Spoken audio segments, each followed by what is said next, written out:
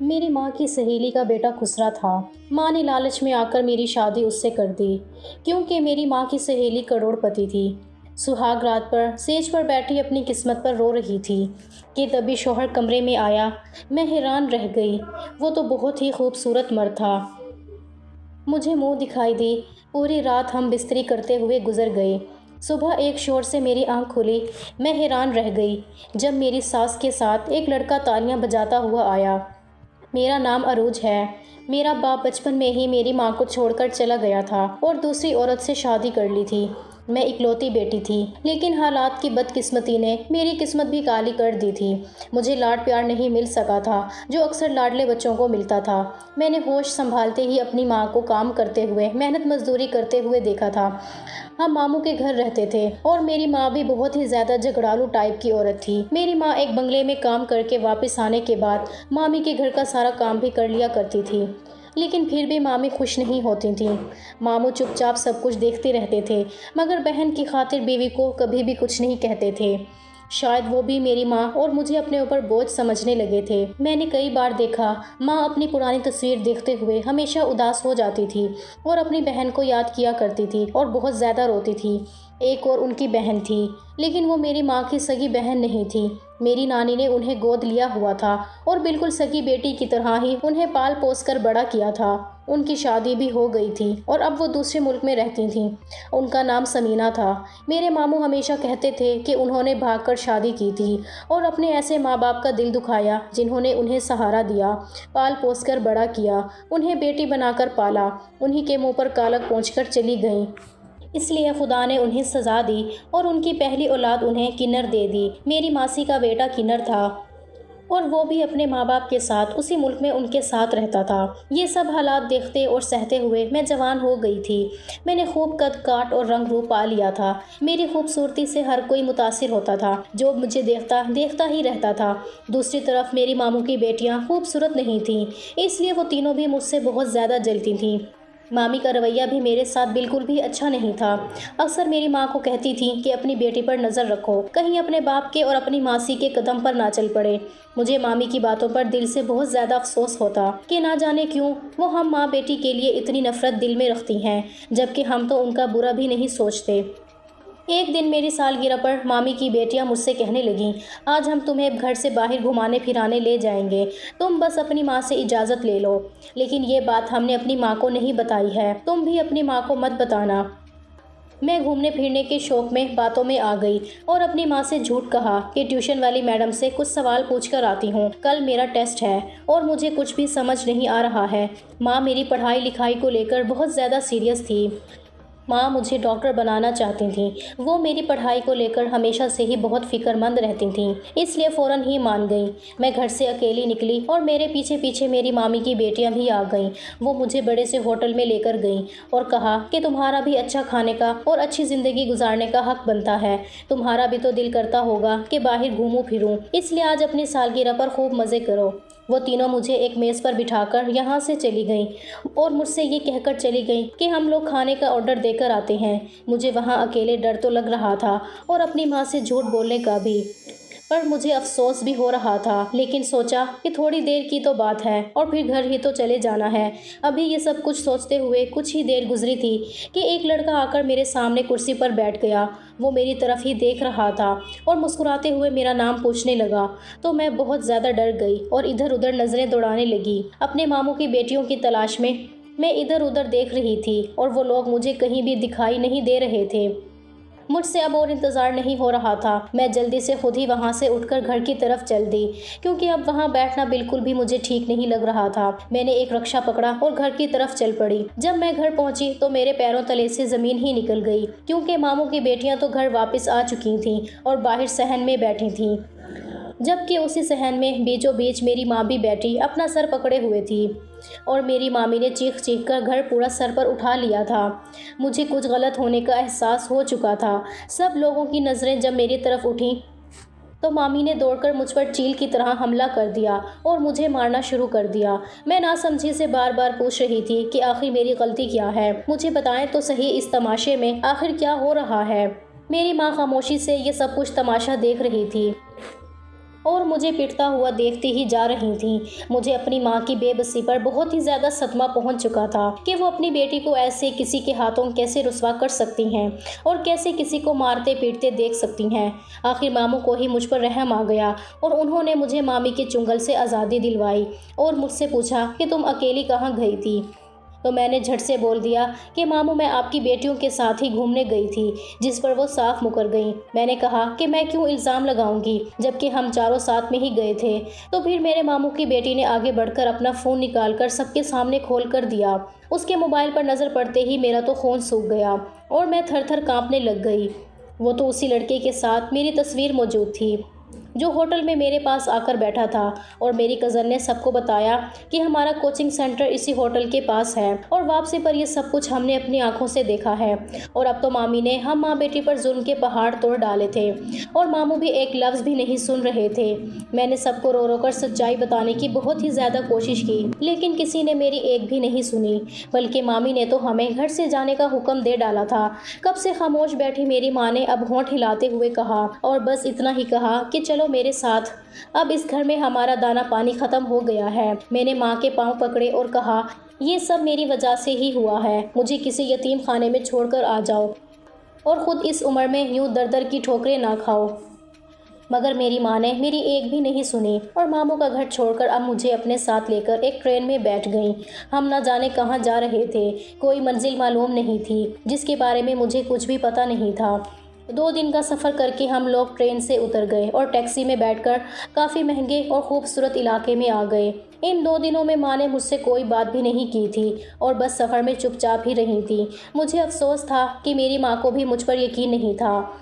Taxi एक बड़े से गेट पर आकर रुक गई थी। इतना बड़ा और खूबसूरत घर देखकर मेरी तो आंखें फटी की फटी रह गईं। माँ ने बेल बजाई तो घर के अंदर दरवाजे के साथ चौकीदार बैठा हुआ था। उसने गेट खोला और हम माँ बेटी घर के अंदर चले गए।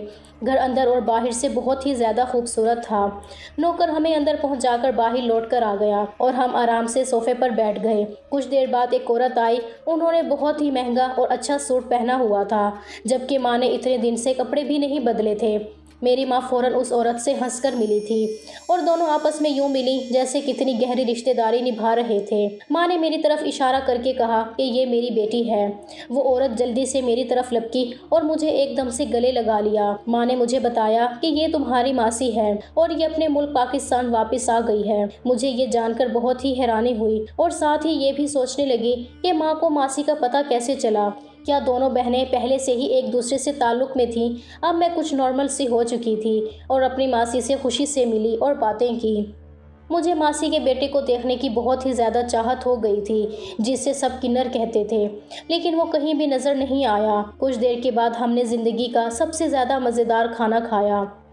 मासी ने हम माँ बेटी को हमारा कमरा दिखाया जहाँ हम आराम करने वाले थे। मैं तो नरम बिस्तरा देखते ही सब कुछ भूल गई और उस पर लेटते ही चैन की नींद सो गई। मगर आधी रात को माँ ने मुझे जगा दिया और कुछ ऐसा कहा कि मेरी आंखें फटी की फटी रह गईं। माँ ने मुझसे कहा कि वो जल्द ही मेरी शादी मासी के बेटे से करना चाहती हैं। माँ ने मुझसे कहा कि तुमने मेरा भरोसा तोड़ा है। मैंने दिल से कहा कि नहीं माँ, मैंने आपका भरोसा नहीं तोड़ा, बल्कि आपने मुझ पर भरोसा नहीं किया। कम से कम अपनी बेटी पर तो यकीन कर लेती। और मैं आपको चीख चीख कर यकीन दिलाती रही कि मामू की बेटियाँ झूठ बोल रही हैं। वो मुझे खुद ही वहाँ पर चलने के लिए बोल रही थीं और वो खुद ही मुझे वहाँ पर लेकर चली गई थीं और उस लड़के से मेरा कोई भी लेना देना नहीं है। वो तीनों मुझे टेबल पर बिठाकर घर आ गईं और वो लड़का कुछ ही देर के लिए मेरे पास आकर बैठा था।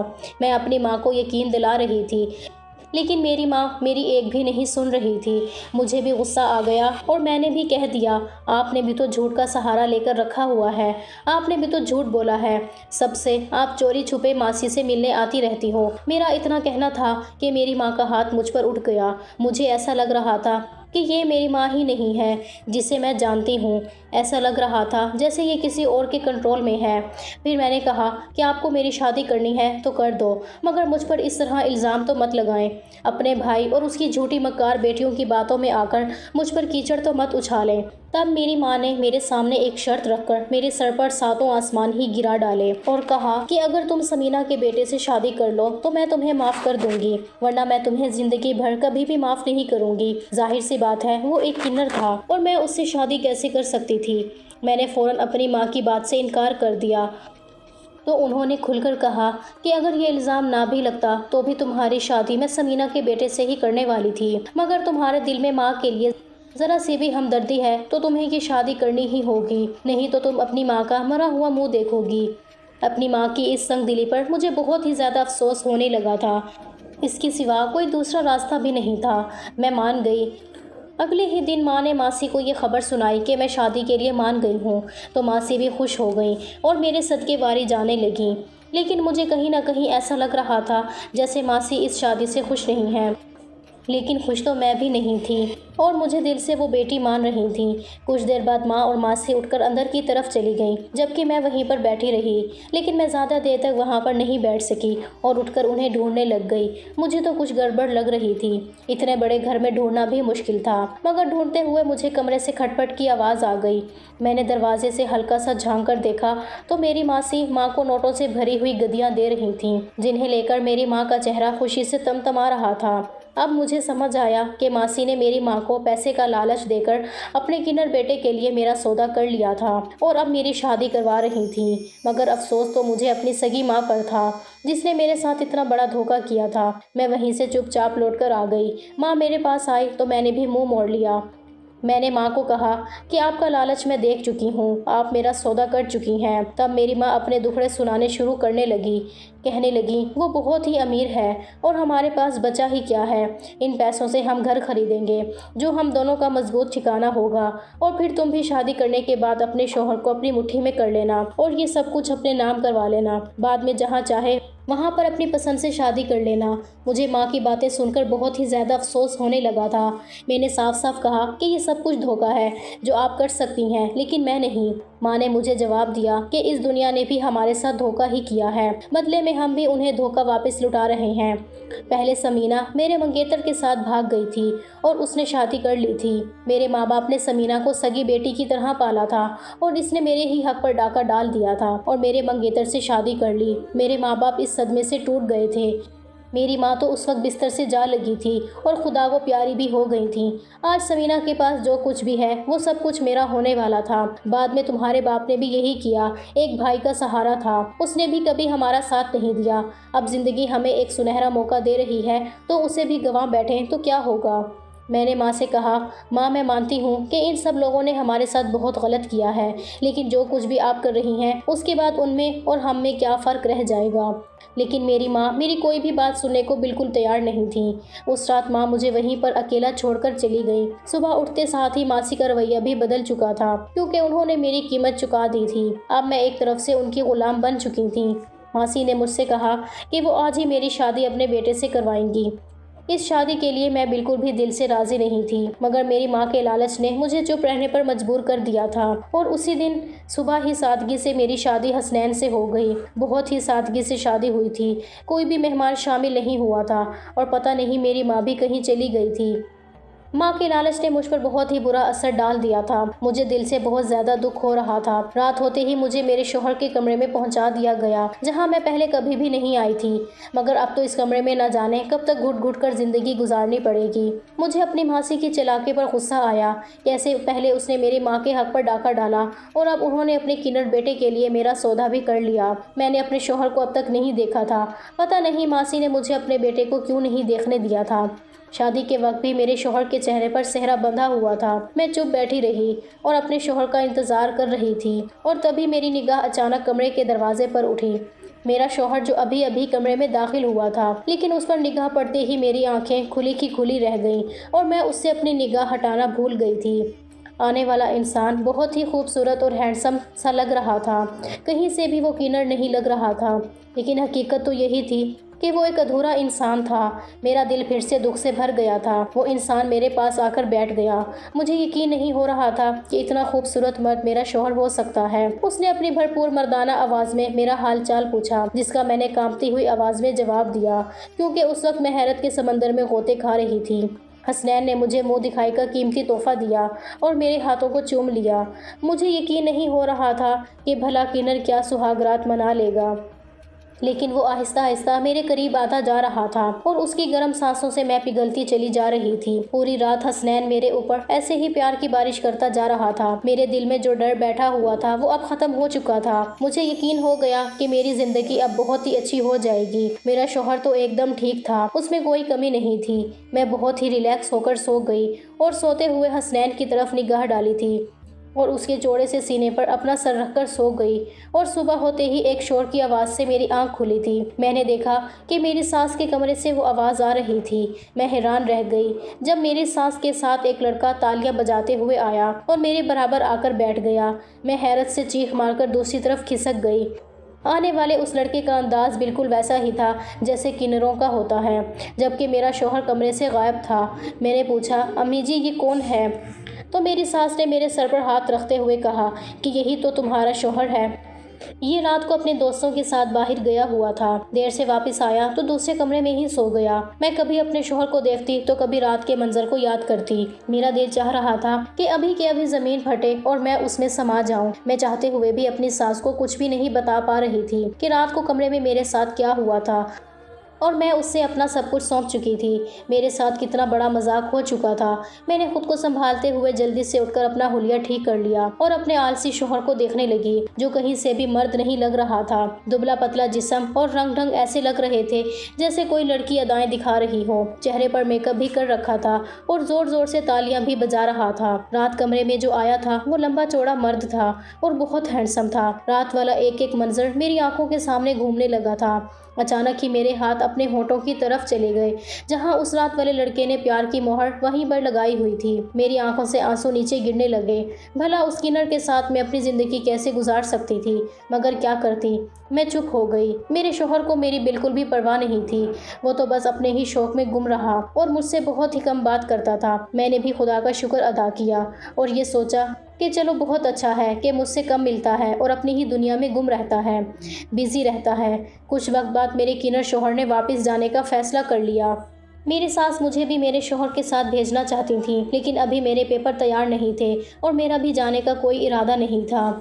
میں تو خوش تھی کہ اچھا ہوگا کہ یہ یہاں سے چلا جائے۔ بار بار مجھے اپنی نظروں کے سامنے دیکھ کر اسے گھن آنے لگی تھی اور پھر کچھ ہی وقت کے بعد وہ چلا گیا۔ اب اتنے بڑے گھر میں اور میری ساس اکیلے رہتے تھے۔ گھر میں پڑے پڑے میں کیا کرتی؟ اپنی ساس کے ساتھ اس کے کام میں ہاتھ بٹانے لگ گئی تھی۔ سب سے پہلے تو میں نے کچن کی ذمہ داری اپنے سر پر لے لی۔ میں روز روز نئے نئے کھانے بناتی۔ میری ساس اب مجھ سے بہت خوش رہتی تھی۔ میں اپنی ساس کے ساتھ باہر بھی جانے لگی تھی۔ میری زندگی میں اب کوئی بھی کمی نہیں بچی تھی سوائے سچے پیار کے اور ایک ہم سفر کے۔ کبھی کبھی مجھے اس لڑکے کی بہت ہی یاد آتی تھی، بہت یاد ستاتی رہتی تھی جو اس رات میرے کمرے میں آیا تھا اور میرا سب کچھ چھین کر لے گیا تھا، میرا چین، سکون، سب کچھ۔ مگر اس کے بعد مجھے وہ کہیں دکھائی نہیں دیا۔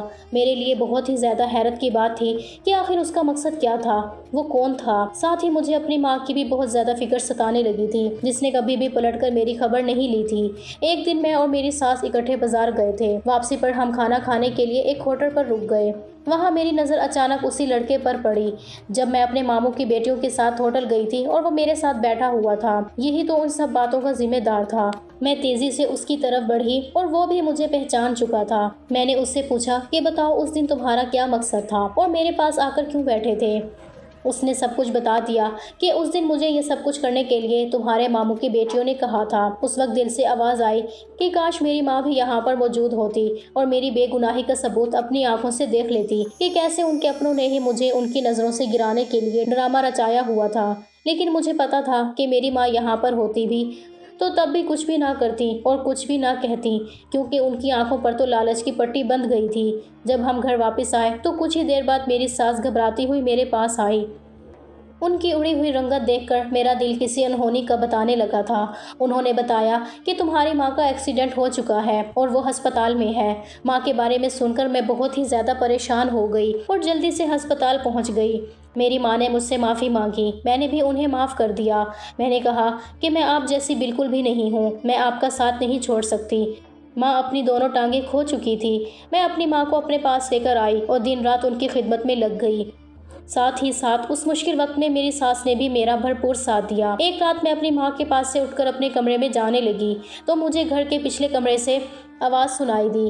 میرے قدم خود بخود اس طرف بڑھ گئے۔ میں نے دیکھا کہ وہاں میری ساس کے ساتھ کوئی دوسرا بھی آدمی موجود ہے، جس سے میری ساس چپکے چپکے کچھ باتیں کر رہی تھی۔ میں دیکھنے کی کوشش کر رہی تھی لیکن مجھے کچھ بھی سامنے والا انسان نظر نہیں آ رہا تھا۔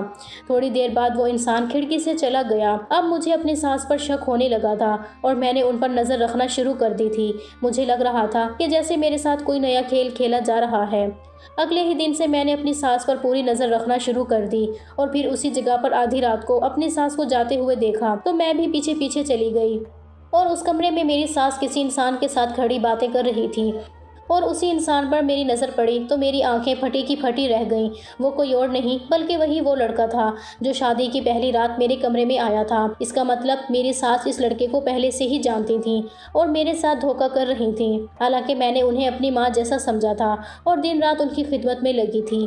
میں نے اگلے دن اپنی ماں کو سب کچھ بتا دیا۔ میری ماں کو اس سارے معاملے میں کچھ بھی پتہ نہیں تھا۔ میں نے اپنی ماں سے کہا کہ تمہارے لالچ نے ہمیں ان حالاتوں میں لا کر پھینک دیا ہے، میری زندگی برباد ہو گئی ہے۔ ضرور میری ساس کا ارادہ ہوگا کہ ان کا کنر بیٹا تو اولاد پیدا نہیں کر سکتا، تو انہوں نے شادی کی پہلی رات میرے کمرے میں کسی اور کو بھیج دیا تھا تاکہ انہیں ان کے خاندان کا چشم و چراغ مل سکے۔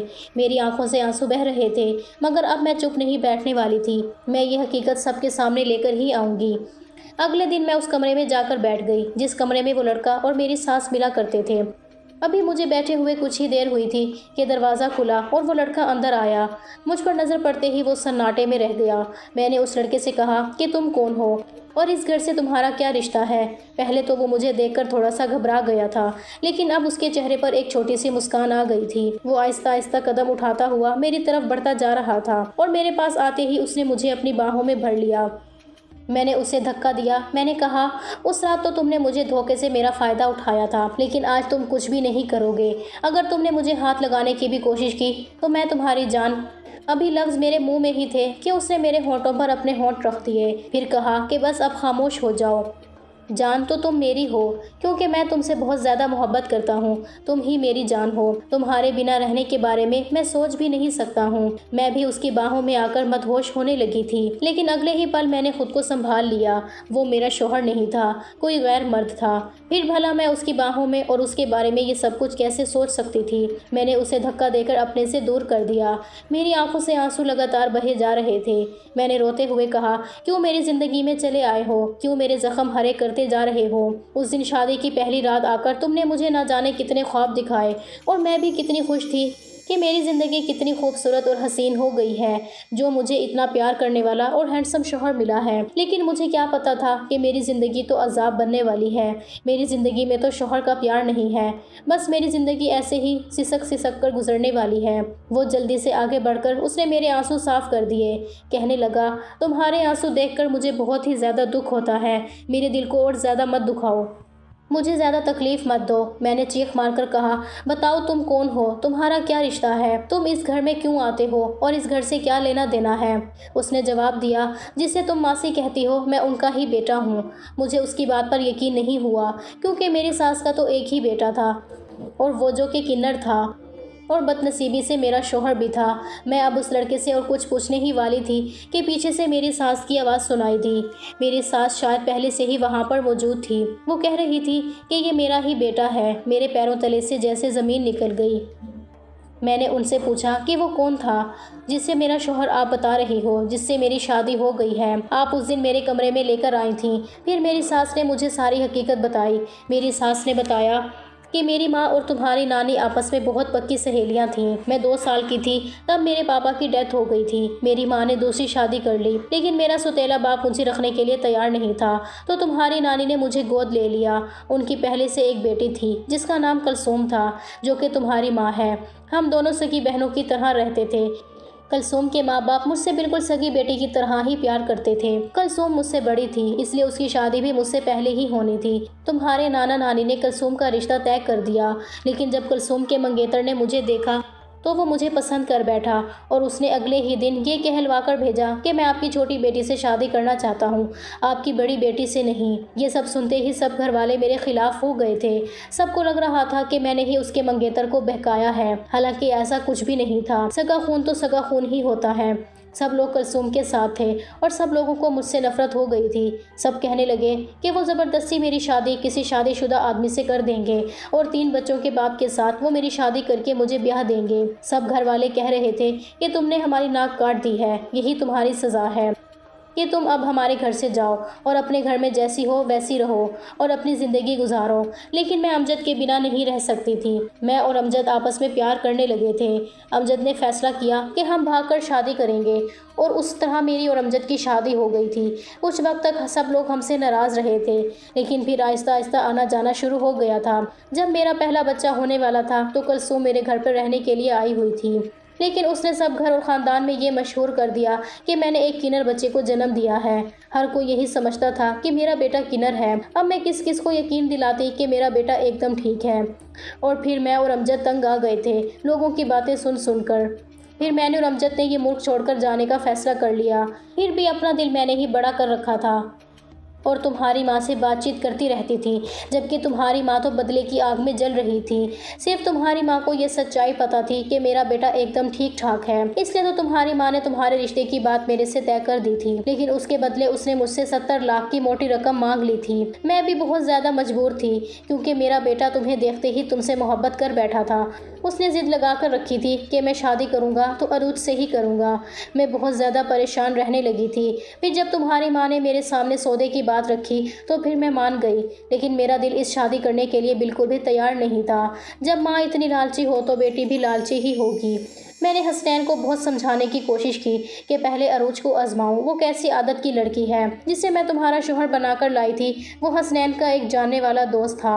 मैंने उसे तुम्हारा शोहर बनाकर तुम्हारे सामने खड़ा कर दिया था। शादी की पहली रात मेरे बहुत मना करने के बावजूद भी हसनैन तुम्हारे कमरे में चला गया था, क्योंकि वो तुम्हारे लिए ज़्यादा बेकरार था। मैंने एक शर्त रखी थी कि हसनैन पहले तुम्हें आजमाएगा और फिर उसके बाद ही तुम्हारे सामने आएगा।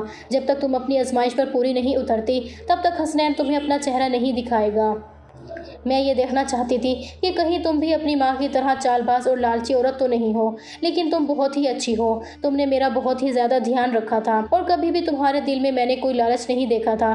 तुम अपने इम्तिहान में पास हो गई हो। मैं उन लोगों की बातें सुन रही थी, साथ ही साथ मेरी आंखों से आंसू भी बह रहे थे। मुझे अपनी किस्मत पर यकीन नहीं हो रहा था कि मेरी किस्मत इतनी अच्छी भी हो सकती है। मेरे शोहर और मेरी सास ने मुझसे माफ़ी मांग ली थी। मैंने अपने शोहर और सास को माफ़ कर दिया था। मेरी सास मुझे और हसनैन को कमरे में अकेला छोड़कर बाहर चली गई। हसनैन ने बेकरारी से मुझे अपनी बाहों में भर लिया और इस बार मैंने भी उसकी बाहों से निकलने की बिल्कुल भी कोशिश नहीं की थी। अब मैं अपने शौहर हसनैन के साथ ही रहती हूँ। दुनिया हमारी जोड़ी को सराहती है। कुछ वक्त के बाद मेरी माँ इस दुनिया से चली गई थी। मुझे खुशी इस बात की थी कि जाते जाते उन्हें अपनी गलती को सुधारने और अपने गुनाह की माफ़ी मांगने का मौका इस दुनिया में ही मिल गया था। उन्होंने मेरी सास से माफ़ी मांग ली थी और मेरी सास ने भी उन्हें खुले दिल से माफ़ कर दिया था। दोस्तों, उम्मीद करती हूँ कि आपको हमारी ये कहानी पसंद आई होगी। कहानी पसंद आई हो तो वीडियो को लाइक करें, कमेंट करें, शेयर करना बिल्कुल भी ना भूलें। और हाँ, अगर आप इस चैनल पर नए हों तो चैनल को सब्सक्राइब ज़रूर करें और हाँ, नोटिफिकेशन बिल्कुल ज़रूर दबाएँ ताकि आने वाली अपडेट सबसे पहले आपको मिले। कहानी सुनने के लिए आपका बहुत शुक्रिया। अल्लाह हाफिज़।